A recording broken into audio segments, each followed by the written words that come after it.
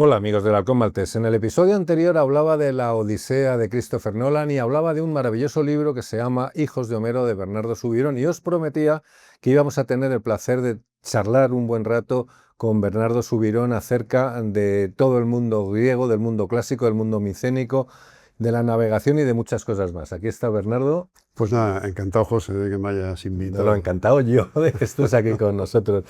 Me contaba Bernardo ahora fuera de micro, y se lo voy a volver a preguntar porque era apasionante, el libro que está ya escrito y que saldrá próximamente, hablando precisamente de la Odisea. Sí, en enero, según me han dicho, en Alianza, saldrá este libro que se llama Mares de Bronce y que es un poco, creo que tiene un subtítulo, digo creo porque le he puesto tantos que al final creo que se ha quedado con la Odisea de Homero del mito a la historia, ¿no?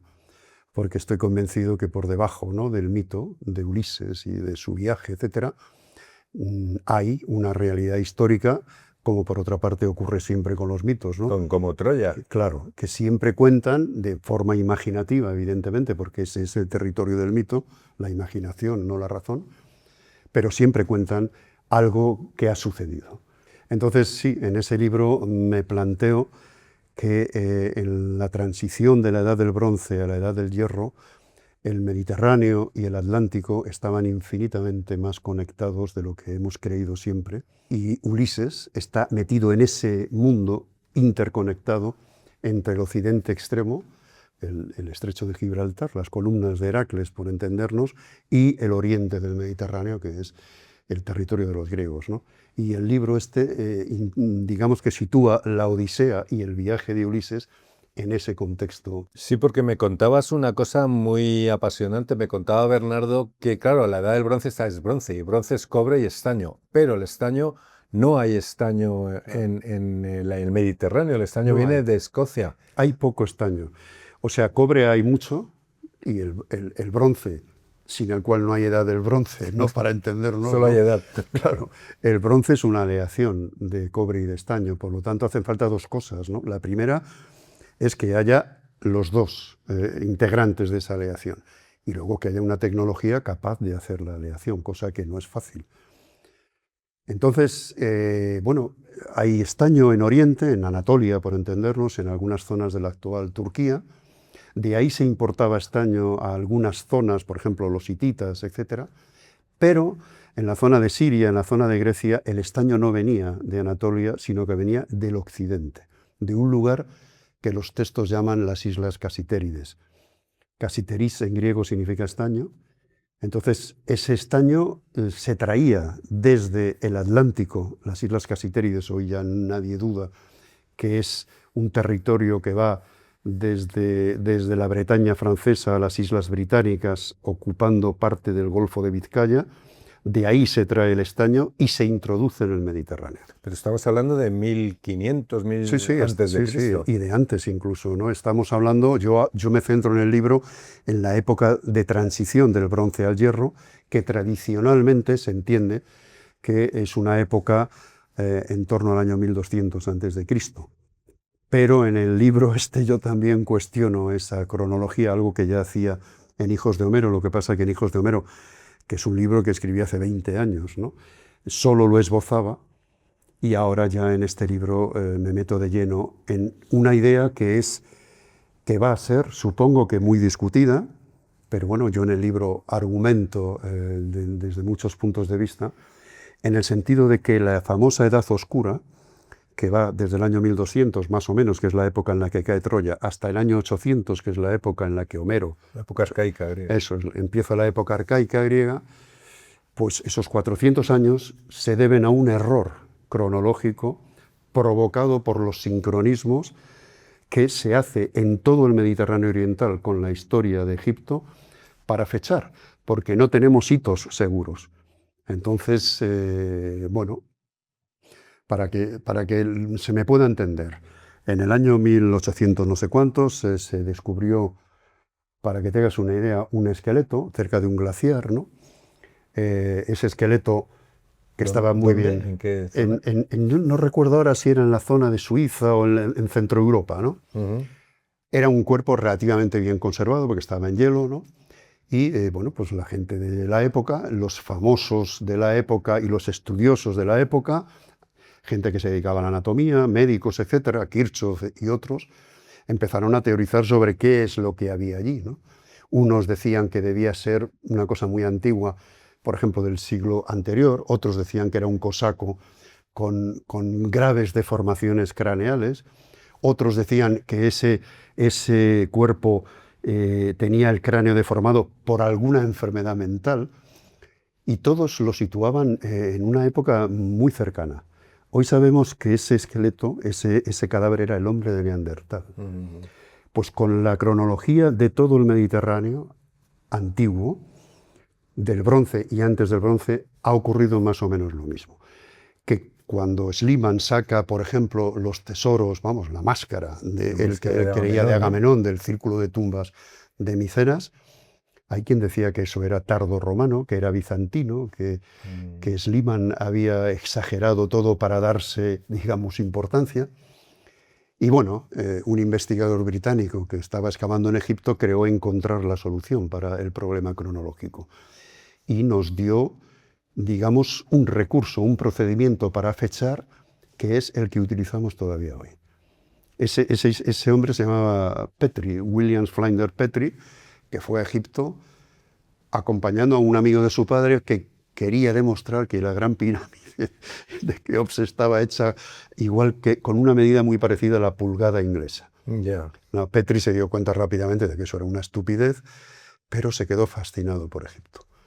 Porque claro, hoy día no nos hacemos una idea, hoy día todo el mundo sabe más o menos lo que es Egipto, ve reportajes, ve tal, pero imaginaros una persona en el siglo XIX que llega a Egipto y ve la magnitud, digamos, de lo que hay allí, como le pasaba a los griegos cuando llegaban a Egipto, ¿no? Entonces, perdona que te diga, para situarnos un poco de la cronología de Egipto, Cleopatra, la famosa Cleopatra VII, la famosa emperatriz de Marco Antonio y tal, estaba más cerca de tener un iPhone que de haber visto la construcción de las pirámides de Giza. Sí, claro, es que la cronología... Claro, Egipto son 3000 años de historias, ¿eh? Lo que ocurrió fue que Petrie intentó buscar un sistema absoluto de datación para la historia de Egipto. Y entonces se le ocurrieron dos cosas. La primera, que esta era ya, digamos, conocida, es que un griego llamado Manetón había hecho una lista de las dinastías egipcias, desde la primera hasta Cleopatra, que es la última dinastía. Y por tanto cubría, digamos, todos los faraones y las dinastías de faraones egipcios desde el principio. Pero solo es un griego.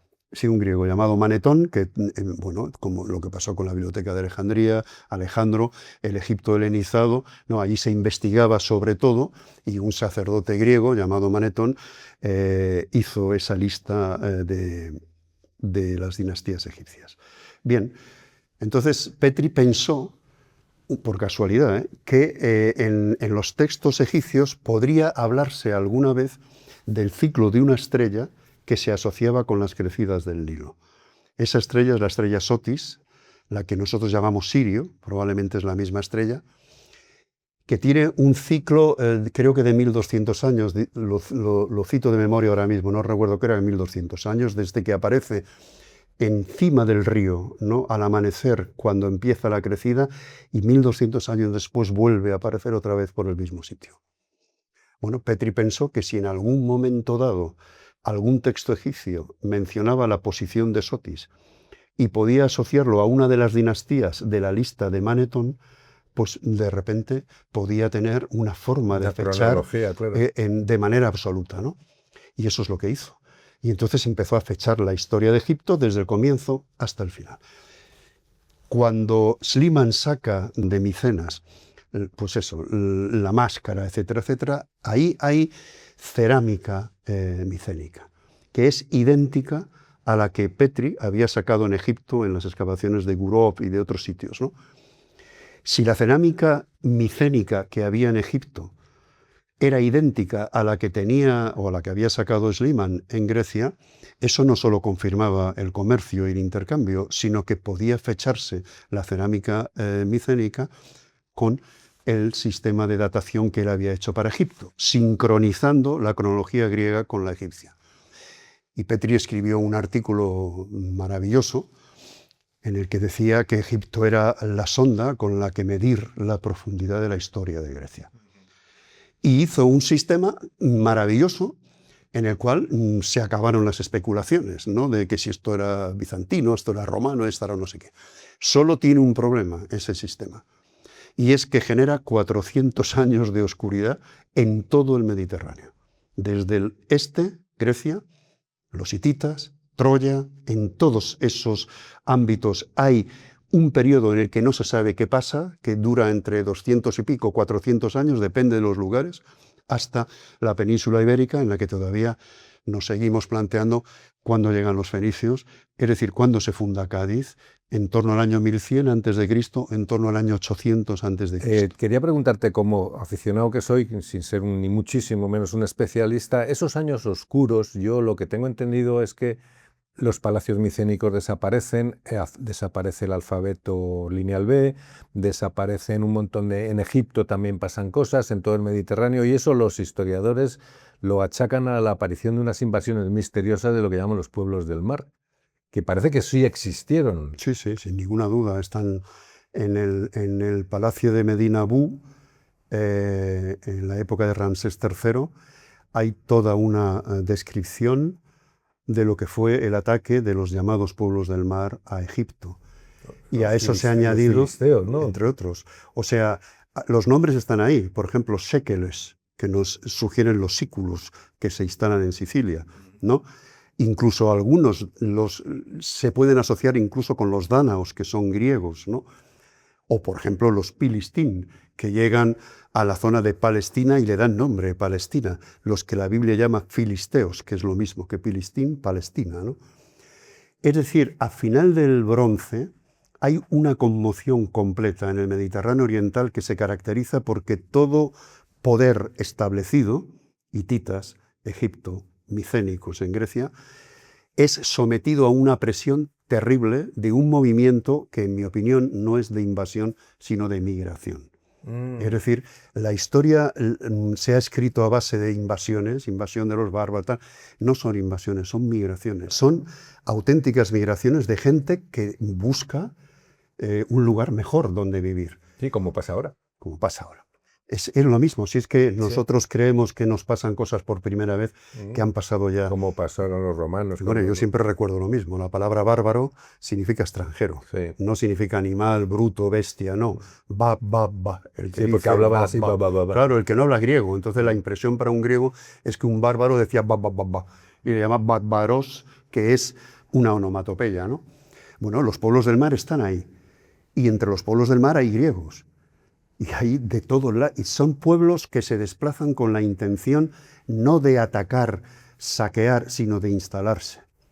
De instalar, van familias. De poblar, como decía Cortés. Claro, exactamente. Y entonces, perdona, ¿y las invasiones indoeuropeas, los dorios y todo eso? Es anterior.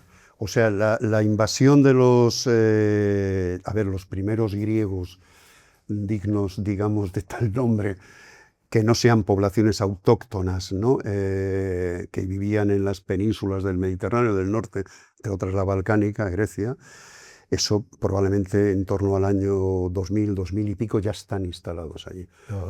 Es otra migración. Lo que pasa es que luego hay otras oleadas. Una siguiente oleada es la de los que Homero llama aqueos, y nosotros llamamos micénicos porque entendíamos que la ciudad de Micenas es la más importante. En la Ilíada no son argivos, ¿no? Sí, argivos porque les llama de muchas maneras Homero. Argivos porque los griegos entendían que la ciudad más antigua de Grecia era Argos. Claro. Y entonces por extensión llamaba argivos a todos los griegos, ¿no? Micénicos porque Micenas es la patria de Agamenón. Y por tanto, como Agamenón es el jefe de la expedición a Troya, a todos esos griegos se les llama micénicos. Homero les llama ajaioi, que probablemente son los ajiyawa de los textos hititas, de los textos egipcios, etc., ¿no? Entonces, otra migración. Y esa migración supone, para mí, el punto de inflexión en la historia de Occidente, porque la migración que se produce en torno al año 1600 a.C., de esta segunda oleada de griegos, a los que llamamos aqueos o micénicos, traen un tipo de cultura que es radicalmente opuesta a las que había del en Mediterráneo. algunas zonas Ahí del vamos al Mediterráneo. primer capítulo, a primera parte de Hijos de Homero, cuando tú sostienes que había, bueno, lo digo, lo esbozo para que Sí. tú, una cultura mediterránea matriarcal que Sí. adoraba a una diosa, un poco como dice Robert Grace con la diosa blanca, Sí, y que fue sustituida por estos guerreros, que los cretenses eran pacíficos, en fin. Yo en mis primeros viajes a Creta, mis primeros viajes cuando era prácticamente un estudiante, ¿no? y poco después, luego he ido muchas veces, una de las veces que fui, he intentado recordarlo, pero no recuerdo de las veces que he estado cuál fue, de repente me di cuenta de una cosa que me asombró, y es que el Palacio de Knossos, que es el laberinto, el Del que los Minotauro, griegos ¿no? llamaban el laberinto, que por cierto es una palabra, labrinzos, que significa el lugar de la labris, de la doble hacha. Doble hacha es labris en griego. Ya. Pasa que los griegos asocian luego esa palabra a un lugar intrincado en el que es fácil perderse, ¿no? Y efectivamente, el Palacio de Knossos tiene varios pisos, tiene conducciones de agua, tiene bañeras, en el segundo milenio antes de Cristo, ¿no? Y todo lo que aparece en el registro arqueológico son escenas en las que las mujeres tienen un papel o preponderante o igual que el hombre. Saltan toros. Por ejemplo, el toro, hay un fresco muy famoso del Palacio de Knossos, que hay una mujer sujetando al toro por los cuernos, nunca mejor dicho, un hombre haciendo una pirueta encima de su lomo y otra mujer detrás que tiene así los brazos. No sabemos muy bien si es un gesto religioso o es un gesto de empujar al toro, no lo sé. Lo que sí sé es que no hay una sola representación de una escena de guerra, ni hay armas. Y cada vez, mira que hay gente que está buscando armas como sea de esa época para demostrar que la guerra es un hecho natural. La guerra es un hecho cultural, que tiene una fecha de inicio y que se asocia a la preponderancia del hombre en una civilización que evidentemente no tiene nada que ver con la... Cuando aparecen hombres en los frescos del Palacio de Knossos, aparecen hombres completamente diferentes. O sea, el príncipe de los lirios, como lo bautizó Arthur Evans, que es el que excavó el palacio, es un hombre desnudo de cintura para arriba, con lirios en la cabeza, en una actitud de llevar probablemente un animal de un ronzal. Mujeres que danzan, siempre vestidas igual, con una especie de falda tableada, los pechos descubiertos. La famosa reina de las fieras con un felino en la cabeza, serpientes en la mano. No hay guerras, no hay escenas de guerra, quiero decir. Pero es que además de eso, lo que yo me di cuenta en aquel viaje es que el Palacio de Knossos está en un valle, no en lo alto de una montaña, en un valle. El mar está, digamos, al lado, ¿no? Entonces la brisa marina se mete por ese valle y refrigera el palacio incluso en verano.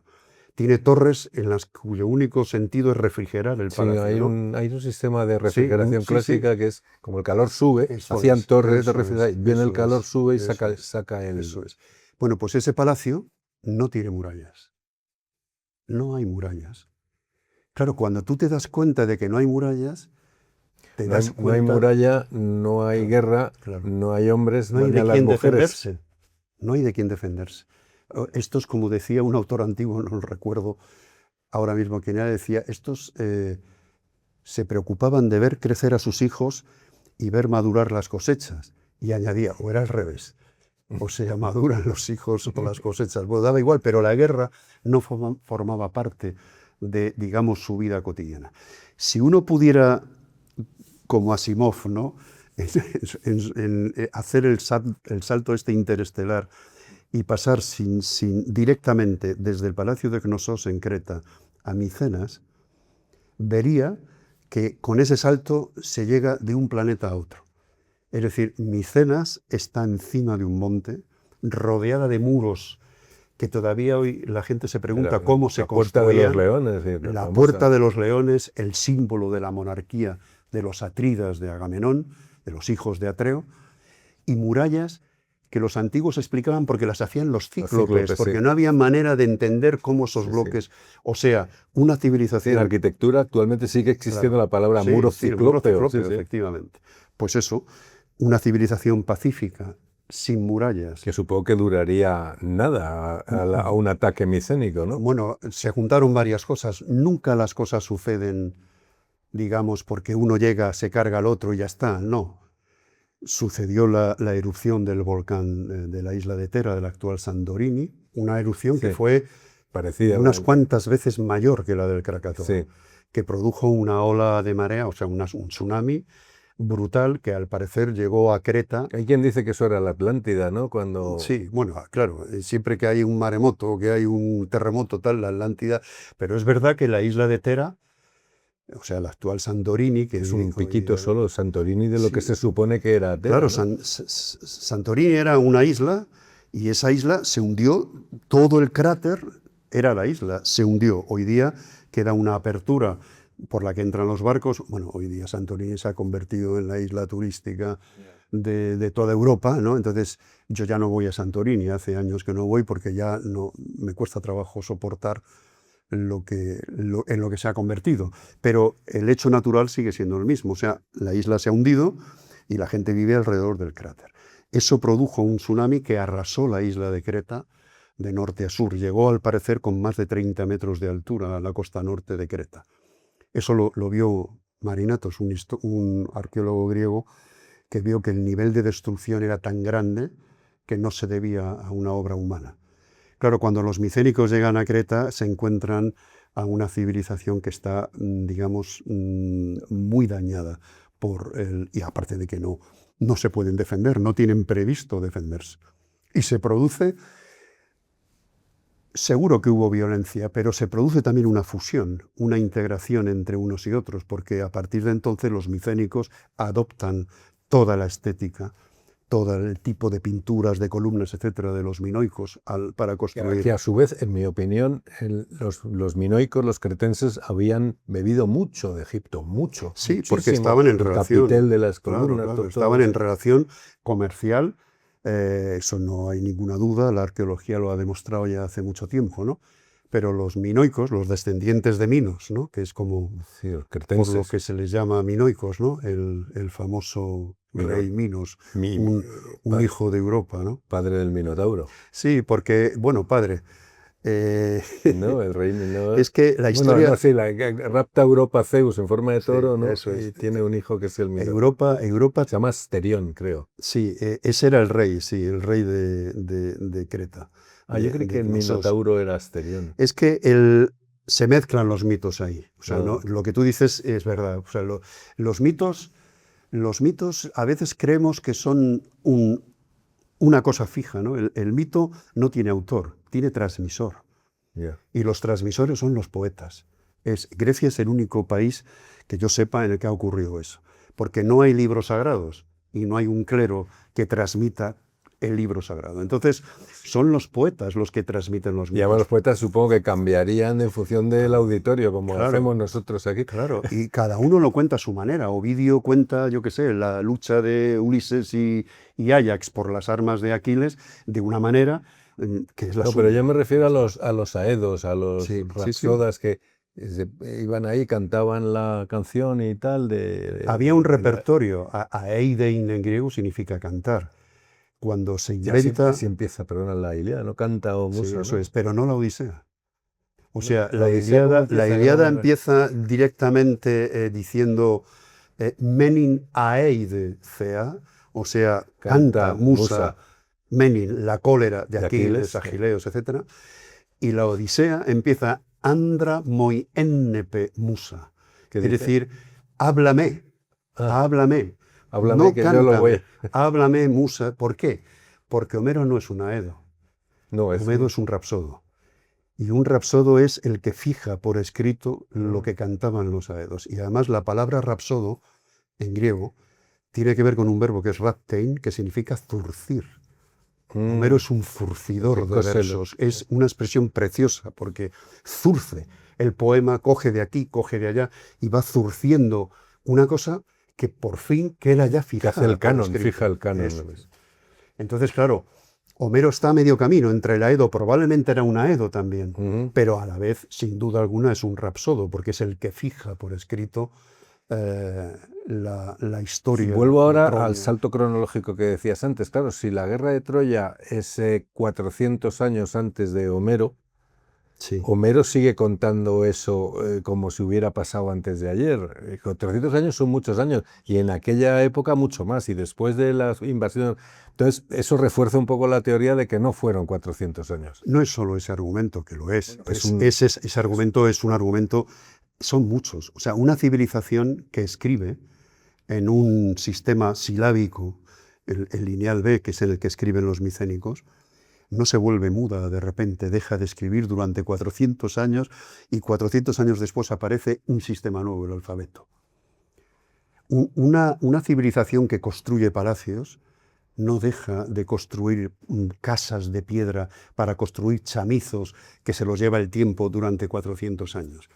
La cerámica, los motivos de la cerámica, de la pintura, son idénticos entre cuando se pierden y cuando se recuperan 400 años después. O sea, no hay nada que justifique un periodo de 400 años en los que no ocurre nada. Si tenemos en cuenta que Petri, como decía antes, en su cálculo del ciclo de Sotis se pudo equivocar en 400 años, o puede haber un error de 400 años que es irrelevante desde el punto de vista de la historia general. Pero cuando hablamos de la transición del bronce al hierro, eso no es irrelevante, es fundamental. Sí, no se entiende. ¿Por qué? Pero lo que me preguntabas, porque si Homero no escribe 400 años después, es decir, si la guerra de Troya no tiene lugar en torno al año 1200, sino en torno al año 800 a.C., Homero es prácticamente contemporáneo a la guerra. ¿Qué es lo que suena cuando lo lees? Claro, porque se sabe todo. Cuenta Sí, hasta al como detalle, describe hasta los cascos, al describe detalle. los escudos. Bueno, cuando describía los cascos de colmillo de jabalí, Sí. que había gente que se reía de un casco de No, colmillo. pero que sí existe, vamos. ¿Cómo que yo existen? los Están he en los visto. museos. Sí, sí, Están sí. en los museos, se Hacían pueden cascos ver. con...